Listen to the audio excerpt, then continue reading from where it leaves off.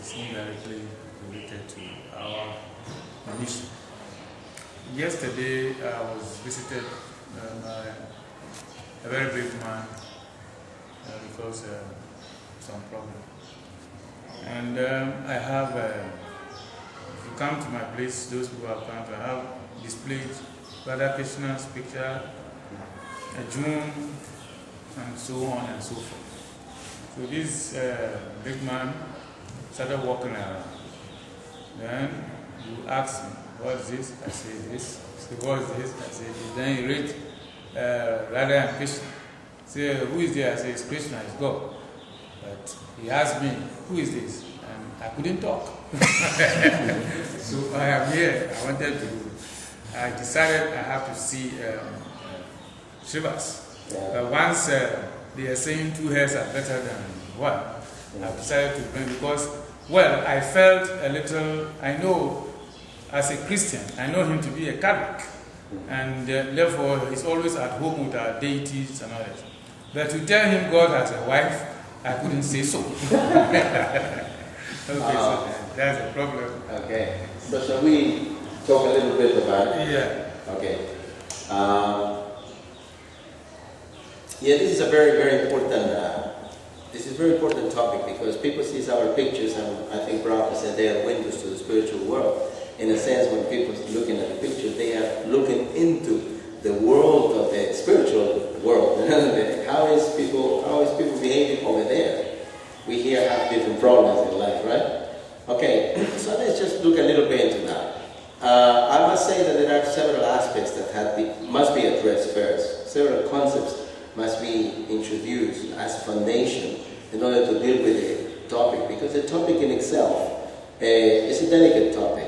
You know, I think whenever you talk about husband and wife, for us to talk about someone else's husband and wife problem, it's a little bit delicate, you know. So what to speak husband and wife of God, the wife of God. Oh yeah, let's talk about the wife of God. But so let me just first give you a few, you know, side dishes like that. For instance, some people profess to be religious, theistic people. I believe in God. But when you say God play flute, come on. So it means they have a little bit of faith in God, but their faith has never driven them to think properly. If you think God, the concept God is one that can everything. He can do anything, he can do everything. God is that person that was the only person in existence originally. So none of us existed in the first place, only him by himself. Okay? So from him, everybody else comes. He expands himself. And these expansions can be explained. I actually have explanations here, but you know. Now, but I give you this so that if you could, number one, share with the gentleman. Hey, look, do you believe in God? Yes or no? He said yes. Good. So God, is there anything that God cannot do? He said, yeah, God cannot play football. Then he's not talking about God. Because God can do everything. God can play instruments, God can play sports, God can read books, God can do anything and everything, because that makes him God.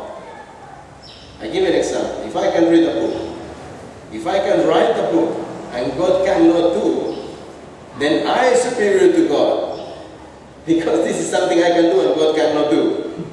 So how is that possible? It's not possible. So if I can write a book, sure God can write a book, and a better one. Understand? So, I give you this concept so that, because sometimes it's not your problem, it's the problem of the other person. I have a problem, I believe in God, but the other person has a problem. His faith is funny, is weak, is incomplete. So we have to help him. Huh? Okay, so you believe in God? Yes. So you believe that is there something God cannot do? No, God can do everything. Okay, so you have wife? Yes. So can God have wife? He said, no, God cannot have wife. Ah, so you don't understand God. Then, you know, you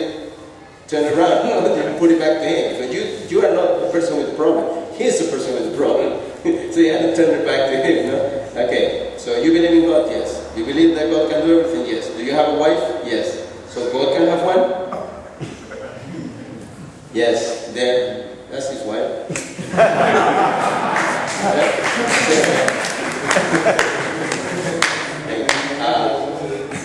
To a certain extent, these things are very important that we understand them.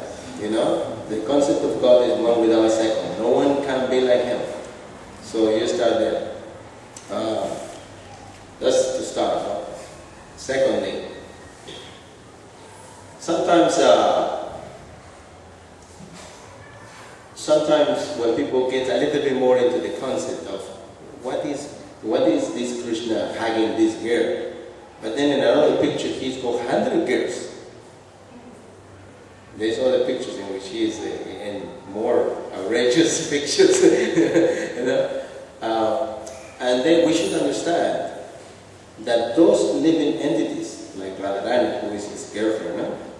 They are actually not other persons, but they are expansions of himself. In the beginning there was no persons. So every person you see has originally come from God himself.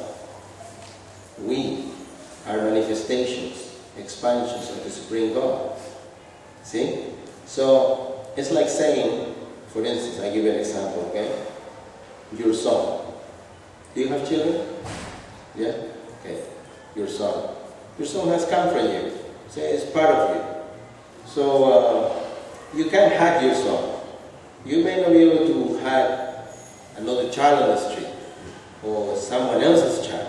But you can hug your child, you can hug and kiss your child.